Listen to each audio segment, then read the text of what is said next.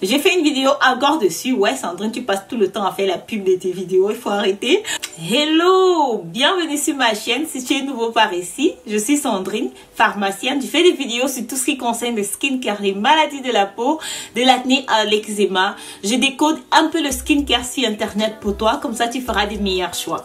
Aujourd'hui, comme tu as lu le titre de la vidéo, ce sont les skincare que tu peux utiliser pendant que tu es enceinte, parce que je vois beaucoup de mythes et beaucoup de vidéos sur tout ce qui concerne les ingrédients pendant qu'une femme est enceinte, qu'elle ne doit pas utiliser, qu'elle doit utiliser, etc. À la fin de cette vidéo, tu sauras ce qui peut marcher pour toi pendant que tu es enceinte, ce qui est safe d'utiliser pendant que tu es enceinte, et je vais t'expliquer aussi le pourquoi.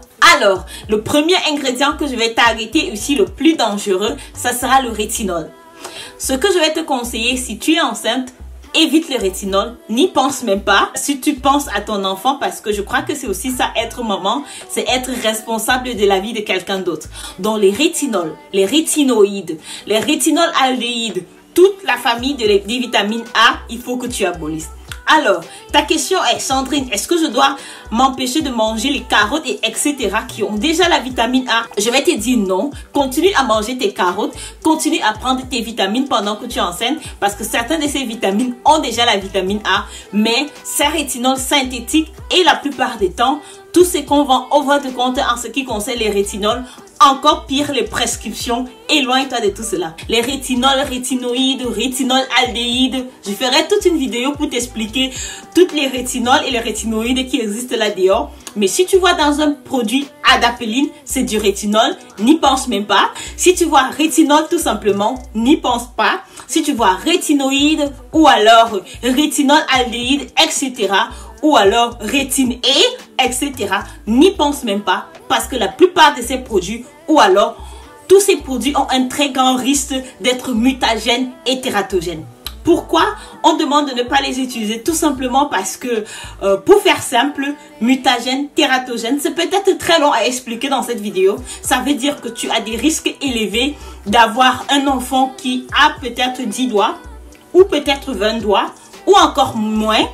Bon, honnêtement, je pense sincèrement que la mutation, c'est quelque chose qui se passe souvent spontané, mais en tant que mère, c'est quelque chose que tu dois être consciente, parce que je pense aussi que c'est ça, amener un être humain dans ce monde, ça veut dire que tu es responsable, donc tu dois déjà penser à ce nourrisson qui est dans ton ventre, bien au chaud, qu'il doit avoir toutes les chances, tu dois mettre toutes les chances de ton côté de pouvoir prendre soin de ton bébé et le protéger au maximum. Donc les rétinoïdes, etc., rétinoïdes, rétinol-aldéhydes et tous les autres, tu dois t'en éloigner. Par rapport aux rétinoïdes, j'ai quand même quelque chose à souligner. J'ai quand même quelque chose à ajouter sur cet ingrédient-là. Il faut vraiment faire attention à cet ingrédient-là si tu as l'intention d'être enceinte. Parce que certains ingrédients vont rester dans ton corps pendant une durée de temps. Donc, c'est pas quand tu es déjà enceinte que tu vas arrêter d'utiliser les rétinoïdes.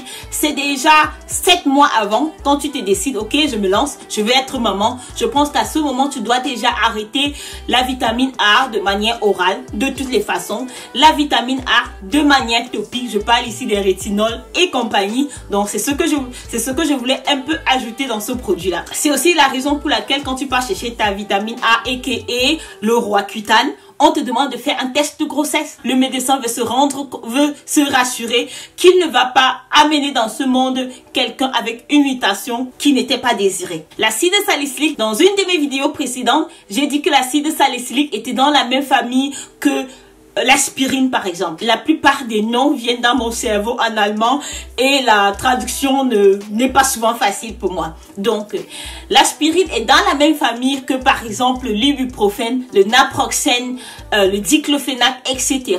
C'est la même famille.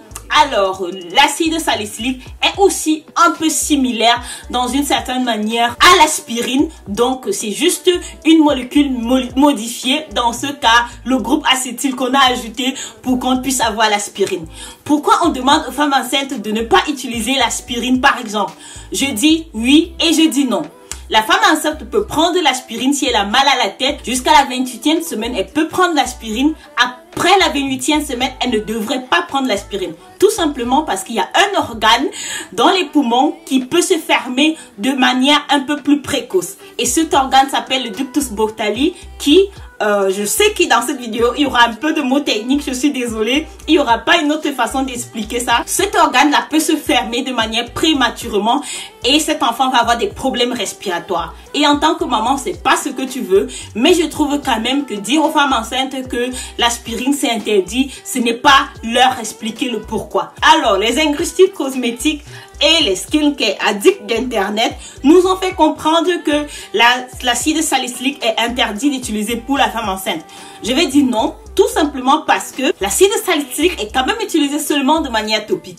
Bon, le cas du rétinol est tout simplement que le rétinol est tératogène et mutagène. Donc avec ce genre d'ingrédients, c'est tolérance zéro. On ne peut même pas en parler, on peut même pas essayer. Je pense quand même que l'acide salicylique de manière topique sera safe à utiliser à une femme enceinte. Oui, je viens sur internet dire ceci, mais quand même, tu dois savoir qu'à partir de 28 semaines, tu dois arrêter quand même d'utiliser ton acide salicylique, même si la quantité qui va entrer dans ton sang sera très infime. Alors, l'acide mandélique, l'acide lactique et l'acide glucolique, à mon avis, ce sont des acides safe. L'acide lactique, quand même, est l'ingrédient que je conseille aux femmes enceintes. L'acide mandélique, l'acide lactique et l'acide azélique.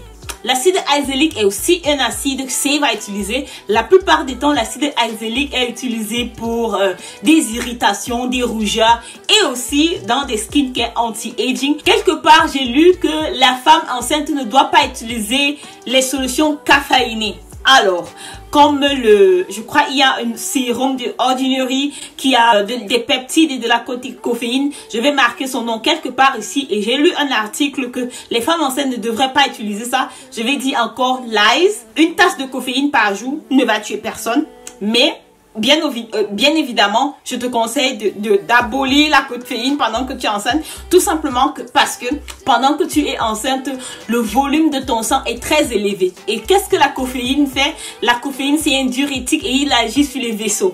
Donc, avec ces deux mélanges-là, c'est quelque chose quand même qu'il faut éviter. Mais ce n'est pas quelque chose, si tu bois une tasse de café, ça sera pas comme si tu bois une tasse d'alcool. Là-dessus, je reviens. Alors, la solution coféinée, je trouve que parfois, tu peux l'utiliser. Moi, à mon avis, je pense que la solution coféinée, tu peux l'utiliser. Mais par contre, j'ai mentionné l'alcool ici.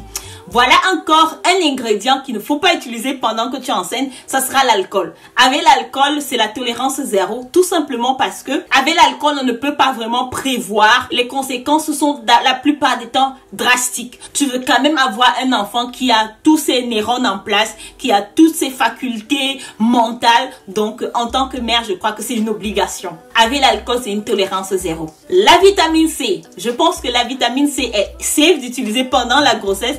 La vitamine C est un antioxydant, c'est un anti-tache entre guillemets, parce que bien évidemment, je pense que la vitamine C ne suffit pas toute seule pour éclaircir tes taches, mais je pense que la vitamine C est safe. C'est un ingrédient que tu peux bien utiliser pendant que tu es enceinte sans faire du mal à ton bébé et toujours avoir le glow de Jennifer Lopez qu'on aime bien sur cette chaîne. Bon, un autre ingrédient qui est un peu tabou, j'en parle sûrement beaucoup sur ma chaîne, ce sera l'hydroquinone. Il y a une jeune dame qui m'a fait savoir que l'arbutine était safe à utiliser et que l'hydroquinone n'était pas safe à utiliser. Et je vais te dire que c'est même très faux, tout simplement parce que l'arbutine, les gars, c'est de l'hydroquinone. L'arbutine est un précurseur de l'hydroquinone. Alors, l'arbutine sur ta peau sera transformée en hydroquinone. Et c'est pour ça que l'arbutine sera moins irritant que l'hydroquinone à cause de cette réaction qui va se passer sur ta peau. C'est pour ça que moi, je trouve que l'arbutine est un peu plus safe à utiliser que du rétinol sur ta peau parce que c'est un ingrédient quand même controversé. Et ce sont des ingrédients que tu dois éviter pendant que tu es enceinte. Pendant que tu es enceinte, pas de rétinol pour toi, pas d'hydroquinone pour toi, pas d'arbutine pour toi. Donc, parce que ne te dis pas que c'est pas de l'hydroquinone. Oui, ça sera de l'hydroquinone sur ta peau. Donc, éloigne-toi de ces produits-là. Le niacinamide, c'est une molécule qui ressemble un peu à la nicotine. Ouais, ça c'est mon avis. Le niacinamide, sa molécule ressemble un peu à la molécule de nicotine. On demande à la femme enceinte d'éviter la nicotine à tout prix. Je pense aussi que dans les skincare, elle devrait éviter le niacinamide. Et je vais t'expliquer pourquoi. Souvent, quand on met les produits sur notre peau, on met un produit, après on ajoute l'autre et après on ajoute l'autre. On passe le temps à jouer à des chimistes dans notre chambre. Indépendamment de ce que tu as ajouté et ce que tu as mixé, tu peux te retrouver avec la nicotine sur ta peau. Donc, sincèrement, je vais te dire d'éloigner, de skipper le niacinamide. Et si tu veux quand même un antioxydant, de rester à la vitamine C qui sera mieux pour toi parce que la vitamine C est bien loin que la nicotine. L'ingrédient le moins tabou, ça sera pour moi l'acide hyaluronique. L'acide hyaluronique est totalement safe d'utiliser du début de ta grossesse, pendant ta grossesse ou même après ta grossesse. Mais j'ai fait toute une vidéo sur l'acide hyaluronique. Feel free d'aller la regarder. Tu sauras pourquoi l'acide hyaluronique est dans toutes les formulations. Mais je vais aussi te dire que l'acide hyaluronique ne va pas faire des miracles. Elle va bien hydrater ta peau, d'accord, mais elle ne va pas enlever tes taches ou agir un peu sur tes rides, etc. Il y a beaucoup de formulations avec l'acide kojique. Je vais te demander de t'éloigner de l'acide kojique parce que voilà encore un autre ingrédient qui est tabou, comme l'hydroquinone, l'arbutine, etc. Pendant que tu es enceinte, il faut vraiment t'éloigner de l'acide kojique. Par rapport à l'acide kojique, il n'y a pas vraiment encore beaucoup d'études qui ont été faites sur cet acide. C'est pas l'ingrédient le plus vulgaire au monde, mais c'est quand même aussi un ingrédient qui peut avoir des effets secondaires pour toi et pour le futur bébé. Si j'ai oublié un ingrédient, laisse-moi un commentaire, je vais répondre bien gentiment. Si tu es enceinte, voilà ce que je te propose à faire. Tu utilises un nettoyant qui est simple, par exemple le CeraVe, dépendamment de ton type de peau. J'ai fait toute une vidéo sur les nettoyants CeraVe. Feel free d'aller regarder. Comme ça, tu choisiras le nettoyant qui te va. Ici, dans cette chaîne, nous, les pharmacistes, ouais, c'est comme ça que je vais vous appeler désormais, les pharmacistes, on utilise la Doppel Cleansing Method et il y a toute une vidéo dessus. Donc, tu peux utiliser ce nettoyant-là. L'eau micellaire reste safe pour toi à utiliser. Tu peux continuer à utiliser ton eau micellaire ou une huile démaquillante de ton choix qui ne va pas comporter des huiles essentielles. J'ai fait une vidéo encore dessus. Ouais, Sandrine, tu passes tout le temps à faire la pub de tes vidéos. Il faut arrêter. Donc, les huiles essentielles ne sont pas essentielles pour la peau. C'est pour ça, quand même, je vais te demander d'éloigner des huiles essentielles. Surtout que certaines huiles essentielles peuvent avoir des effets secondaires pour le bébé. D'huile essentielle mentholée, par exemple, etc. L'acide hyaluronique, tu peux l'incorporer dans ta routine. Ça va t'aider à vraiment hydrater ta peau parce que pendant que tu es enceinte, tu n'as pas beaucoup de temps. Tu as ta vraie vie à gérer pendant que tu es enceinte. Donc, voilà. Ensuite, l'acide salicylique, crois-moi, tu peux continuer à l'utiliser jusqu'à ce que tu atteignes la 25e semaine. Tu peux continuer à l'utiliser. Ensuite, pour tes taches, pour ton glow, je sais que certaines femmes enceintes ont un glow exceptionnel. Mais pour ton glow, tu peux incorporer la vitamine C qui va vraiment ici lutter contre les taches. Et si tu as aussi le mélasma, parce que le mélasma, ça peut se prévenir un peu si tu incorpores la vitamine C dans ta routine et tu peux éviter ce qu'on appelle communément le masque de grossesse. Alors, si tu es une addict de rétinol comme moi, ça sera un peu difficile pour toi de t'en sortir. Mais il y a un ingrédient qu'on appelle le bakuchiol. Le bakuchiol est censé mimiquer l'effet du rétinol sur la peau, mais il n'y a pas encore vraiment d'études suffisantes faites pour voir vraiment son effet anti-aging sur la peau ou sur le renouvellement de la peau. Mais tu peux continuer quand même, tu peux l'utiliser celui-là. Et aussi, n'oublie pas, avant on n'avait pas les vitamines C, rétinol, etc. On nettoyait, on hydratait, on nourrissait. Donc, pendant que tu prépares cette vie qui est en train de venir, pendant que tu accueilles ce nouveau-né, essaye plutôt de prendre soin de toi, de prendre du temps pour toi et mentalement, te préparer mentalement à cette nouvelle vie qui arrive dans ta vie et qui risque tout chambouler. On se voit la prochaine. Si tu es arrivé jusqu'ici, je t'applaudis. Ça veut dire que tu es un abonné, ça veut dire que tu es un habitué à la chaîne. Alors mes pharmacistes, on se voit à la prochaine parce que c'est le nouveau nom ici sur la chaîne. Je vous appelle désormais mes pharmacistes. Portez-vous bien, je vous souhaite la meilleure fête de Noël. Bye bye!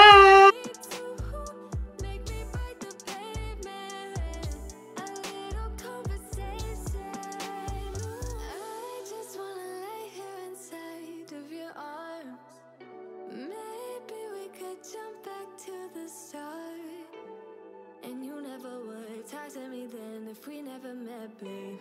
If we never met.